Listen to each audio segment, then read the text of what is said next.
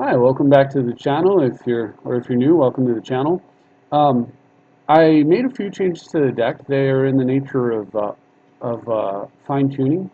And what I'll do, I'm going to go ahead and scroll down so you can look on the left and see the mana base in all of its glory. But what I'm going to do is go ahead and talk about those changes and why I made them after running through a game here. I just wanted to show you an interesting game that actually, I have moved the two cards I've put back in the deck to the bottom here, Dissolve and Thought Vessel.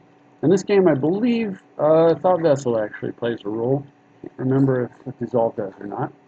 But like I said, we'll talk about those changes after the video, or excuse me, after the game, if you want to stick around for that. So, yeah, okay, so this was a Thought Vessel hand. So I'm playing against Freyalise, a Freya Wind here. I've actually lost to this player before. Mainly, it's rare, but what's happened is with this commander, um, it's been one of those situations where I'm going second. The player goes, I keep a slower hand.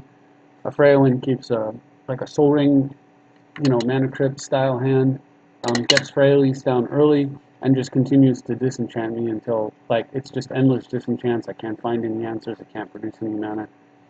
That's not what's going to happen this game, though.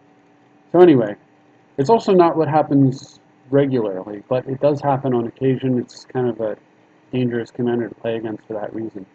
So I get first turn Enlightened Tutor. Of course, I wait till my opponent's end step.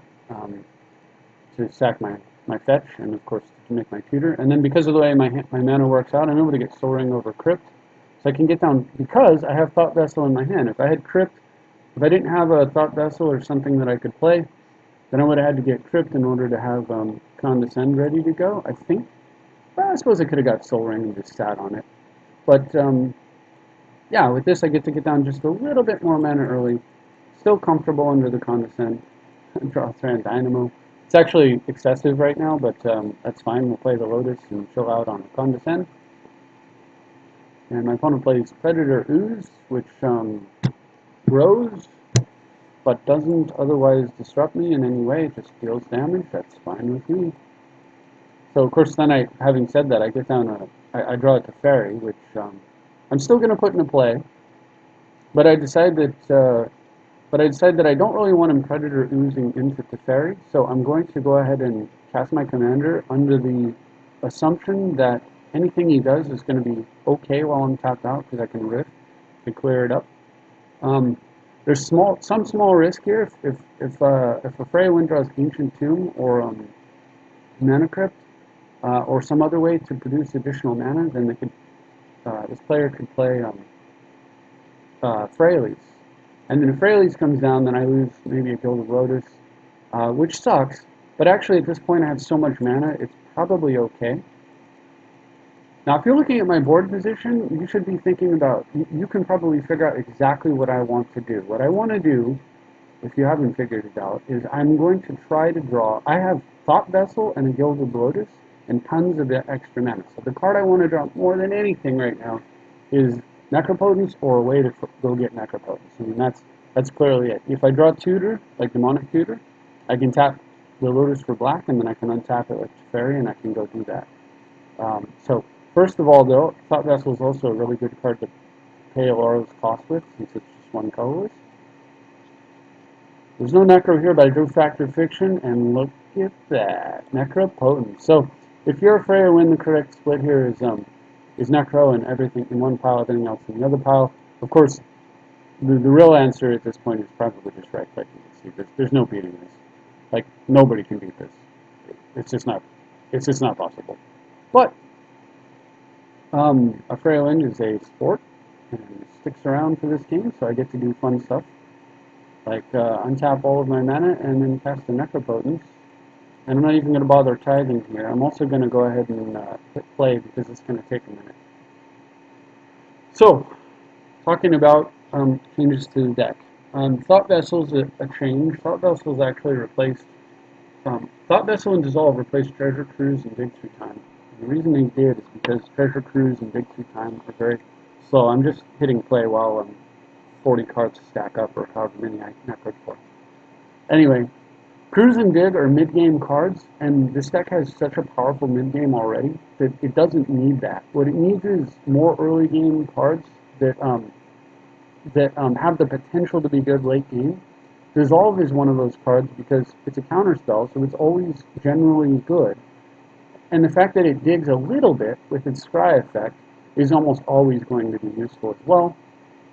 The only time it's not useful is when you have Necropotence already in play, but at that point you're doing fine, and you don't, and that's okay. Anyway, so I necroed down to 10. I figured that was pretty good. Of course, my opponent tries to play a card, and once you do that, once you necro like I just did, you're never ever the other opponent's like never ever going to resolve anything. It's just not going to happen. So I think I countered it and then I rifted, but with rift on the stack, Freya Wind conceded.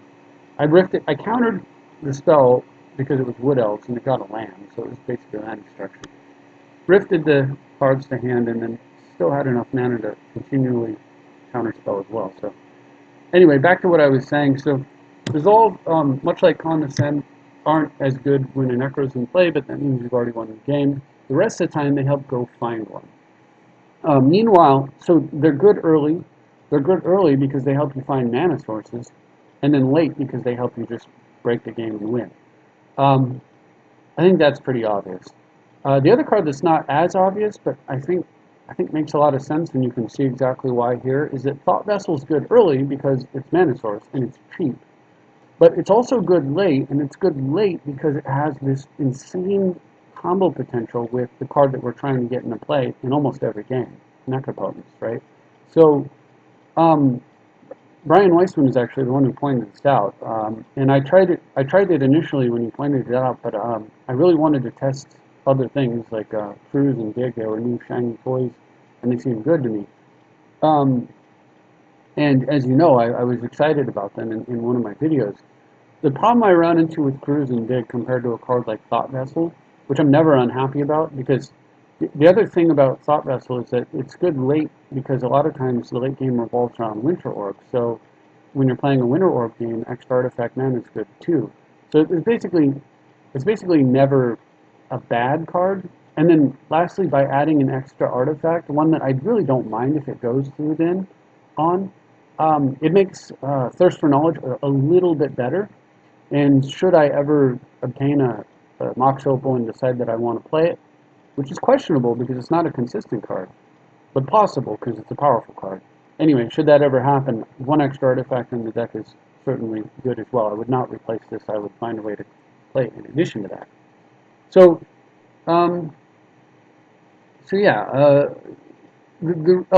Cruise and Dig. So Cruise and Dig, the problem with them is that they don't help with early game development. It's so key, it's so important. The first 3 turns of the game are just absolutely critical for what you should be doing. Like, you want to be tapping mana every turn for the first 3 turns of the game, one way or another. Be it on their turn in the form of like a Remand or a Condescend or something, a counterspell, or a Disenchant, for example, or be it on your turn, you know, a Demonic Tutor for a Mana Crypt or some other mana production. But you should be spending your mana every turn. If you're not, you've basically wasted an entire turn. Like, a turn is an opportunity. It's an opportunity like that you get to spend resources and have them recharge themselves for free. So if you're not doing that, imagine if, like, I play these decks that are really slow. Well, let's take a look at a Freya Winds draw. First turn nothing, second turn nothing, third turn Predator. So by turn 3, there was already 1 forest and then 2 forests that weren't used to do anything. So that's already 3 mana this player has wasted. So I'm already up 3 mana because I did something with my mana every turn. Cruise and Dig contribute nothing to that type of thing in a singleton format. Maybe in a format like Legacy or perhaps Vintage, where you've got you consistently have the ability to do things in the early game because your deck is very thin. You know, it's only 60 cards and you've got 4 ofs. It's a different story. But in this format, they're going to sit in your hand waiting to be good. And that's just not the kind of card that we need to be playing. So anyway, those are the cards that got cut, and what got put in are cards that are just all around, useful. And then, as you saw with Thought Vessel, it also has the potential to be just an absolutely gross combo card. And frankly, if I had a Necropotence in play and I played like a Fabricate, I would strongly consider getting Thought Vessel. It's that gross of a combo. I almost certainly would actually get it. I mean, what would be better, really, than being able to just draw, 20 extra cards for the turn and then just keep them? I can't really think of much. So, yeah, I'm pretty happy with the changes. I just need this Godless Shrine to turn into a command tower as soon as possible, so Wizards, get on that, please. Thank you. And everyone else, thanks for watching. We'll see you next time.